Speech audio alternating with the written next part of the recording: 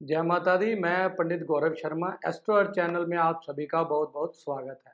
आज हम देखते हैं कि सूर्य नारायण भगवान जो कि अपनी उच्च राशि में 13 अप्रैल को राशि परिवर्तन करेंगे और उसका मिथुन राशि वालों के लिए क्या प्रभाव रहेगा और अंत में हम महत्वपूर्ण उपाय बताएंगे।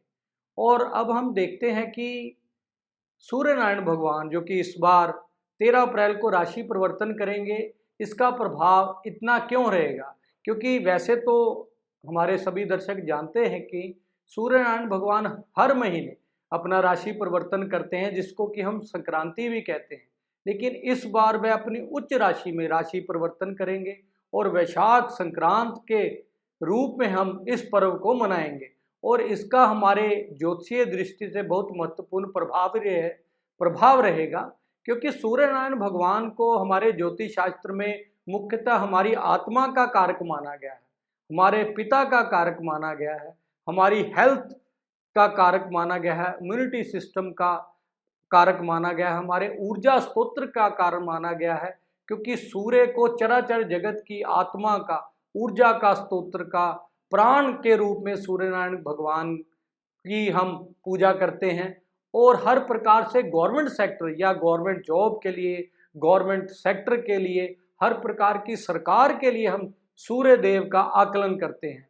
और इसलिए भी इस हमारे ज्योतिष शास्त्र में सूर्य को राजा की पदवी प्राप्त है। और जब भी हमारी कुंडली में सूर्य उच्च स्थिति में विद्यमान हो तो हमारा समाज में मान सम्मान की प्राप्ति होती है, यश की प्राप्ति होती है, हर कार्य में हमें संपन्नता प्राप्त होती है।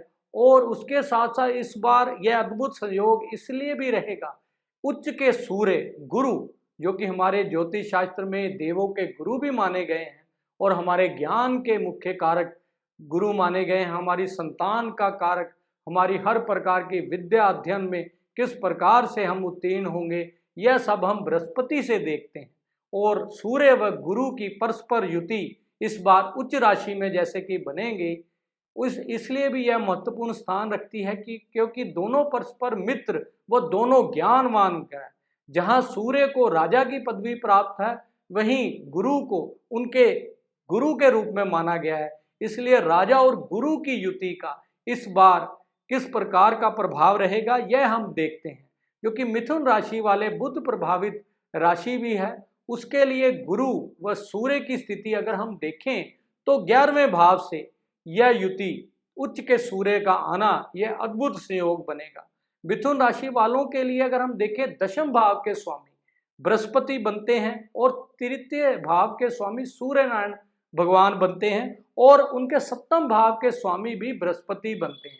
इसलिए 11वें भाव जो कि हमारा लाभ स्थान भी है, इस स्थान में उच्च के सूर्य का होना यह अद्भुत संयोग बनाता है। क्योंकि ज्योतिष शास्त्र में यह आख्यान आता है कि सूर्य जब भी हमारे 11वें भाव में विद्यमान हो तो हमें हर प्रकार के साधन की उपलब्धता होती है, हर प्रकार से हमारे दुश्मनों का नाश होता है और हमारा समाज में मान सम्मान होता है। और हमारे पिता की बहुत सुंदर स्थिति के बारे में 11वें भाव के सूर्य से हम देखते हैं। और जब गोचर में इस प्रकार की स्थिति हो तो निश्चित हमें जानना चाहिए कि हमारे जॉब में और बिजनेस में हमें अच्छे परिणाम मिलेंगे। न्यू जॉब मिलने में हमें कहीं ना कहीं योग बन सकते हैं इस युति से। और हमारी जॉब में, प्रोफेशन में प्रमोशन के योग या बहुत सुंदर परिणाम की प्राप्ति का होना, हमें अकस्मात धन की प्राप्ति का होना, यह हमें अच्छे परिणाम मिल सकते हैं।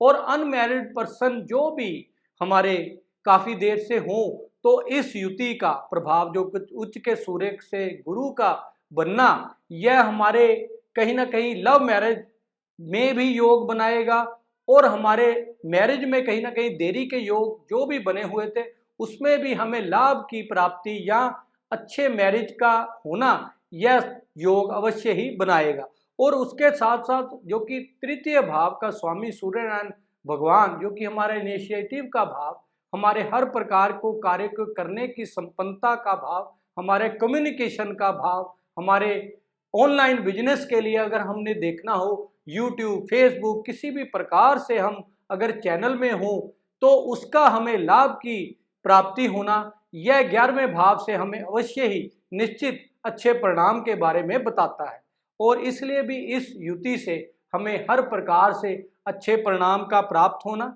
यह हमारे लिए बताता है। और अब हम अगर देखें तो हम किस प्रकार के सावधानियों का अगर हम देखें तो हमें अवश्य ही करना चाहिए। पंचम भाव में जो कि सूर्यनारायण भगवान की दृष्टि भी है, इसलिए हमें कहीं ना कहीं स्टूडेंट्स के लिए अवश्य ही ध्यान रखना चाहिए और हमारे संतान उत्पत्ति में किसी प्रकार का योग हो तो हमें अच्छे डॉक्टर से सलाह मशवरा करके आगे ध्यान रखना चाहिए, जिससे कि हमें अवश्य ही अच्छी संतान की प्राप्ति हो सके।